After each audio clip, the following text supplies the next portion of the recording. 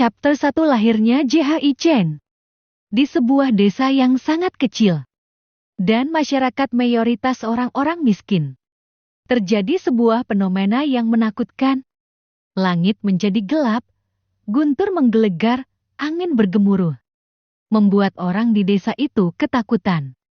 Orang-orang di desa sangat menggigil karena takut bencana akan datang. Apa yang sedang terjadi? Kenapa langit ini menjadi menakutkan? Wah, lihat petirnya meluas, bukan hanya di desa kita, tapi itu menyebar hingga miliaran mil. Di tempat yang sangat jauh. Tempat ini adalah tempat adidaya, tempat penguasa galaksi. Seorang pria tampan yang mengeluarkan aura yang menyisakan, bahkan udara pun terus bergetar. Badan tinggi tegap, wajah tampan, namun sangat dingin. Mata yang dalam dan tajam, di belakang pria ini, banyak orang yang sangat kuat, aura yang bisa membalikkan lautan dan gunung. Namun orang-orang ini semuanya berlutut di belakang pria yang tampan itu, jelas menunjukkan statusnya yang tinggi. Ia berdiri di sebuah bangunan yang sangat megah dengan udara kuno. Pria ini adalah pemimpin galaksi.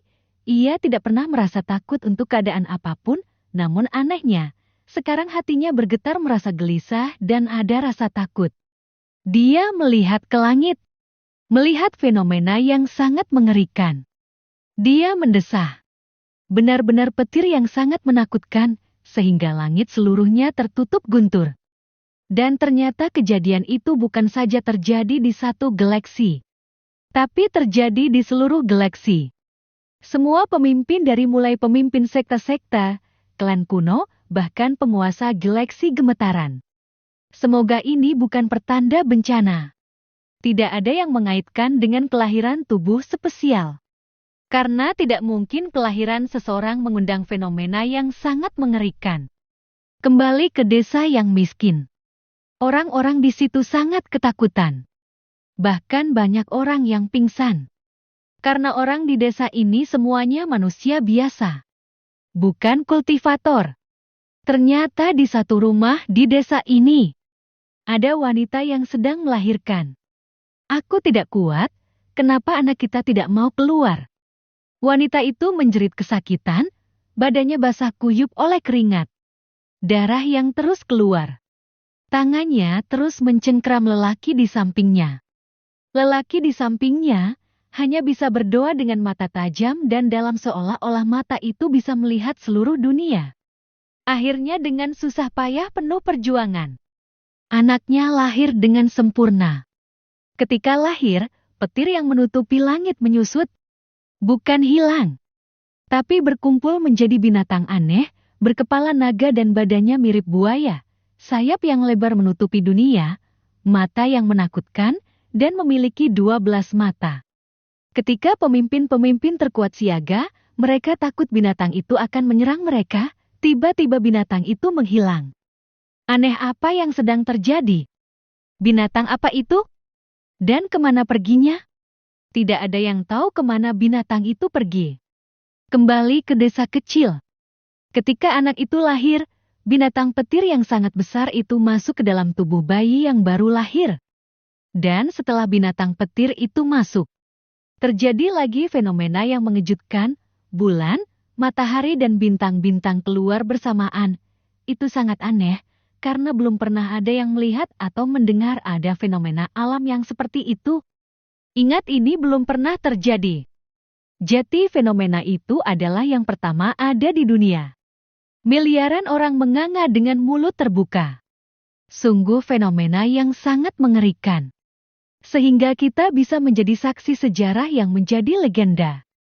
Namun ketika orang-orang itu melihat ke langit, tiba-tiba matahari, bulan dan bintang-bintang bersinar. Sehingga orang-orang itu tidak ada yang bisa membuka matanya.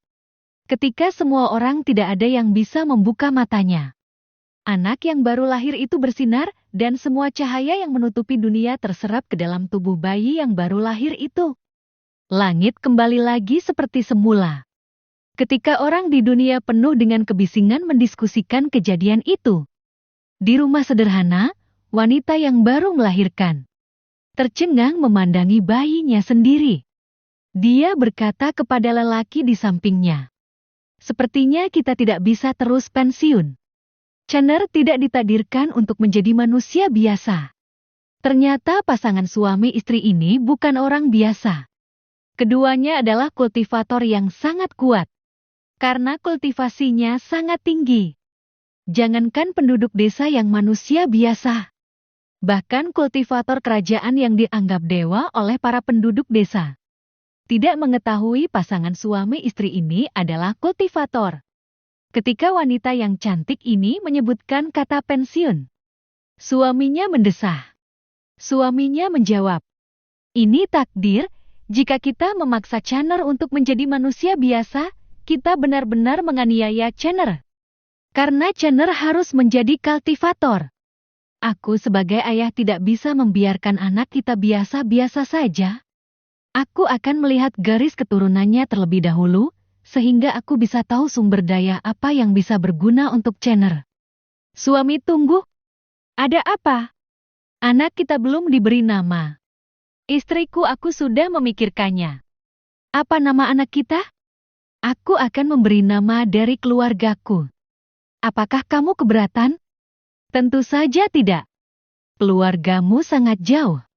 Itu terpisah bukan saja antara dinasti, tetapi antara galaksi.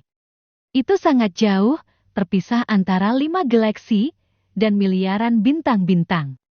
Seharusnya tidak ada yang curiga dengan nama Chandler. Tapi jika diberi nama keluargaku, sangat bahaya untuk Chandler.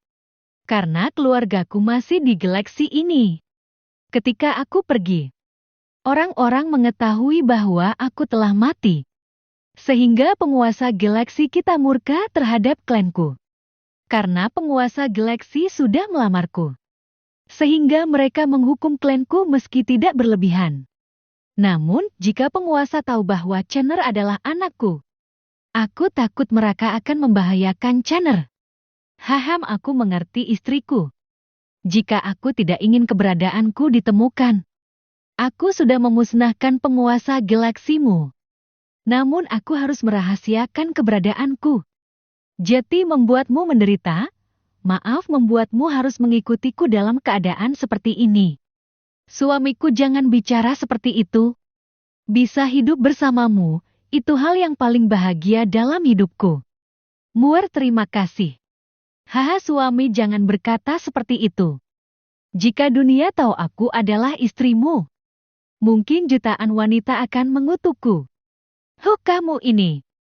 Suaminya tersenyum bahagia. "Muir, nama anak kita Jhi Chen. Apakah kamu menyukainya?" "Suami, aku sangat menyukainya. Kalau begitu aku akan menguji garis keturunannya sekarang." Dia membawa Ji Chen ke sebuah formasi. Di dalam formasi ada harta karun yang begitu kuno. Lalu Ji Chen diletakkan di atas harta dalam formasi itu. Ketika diletakkan di atas harta karun yang begitu kuno, baru saja bersentuhan, harta itu mulai retak. Tidak butuh waktu lama, harta itu pecah menjadi abu, tidak sanggup menanggung garis darah Ji Chen.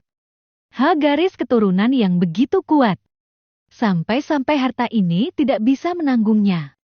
Padahal harta ini bisa menguji sampai Raja Suci untuk sampai harta ini pecah menjadi abu. Berarti garis darah Chandler luar biasa.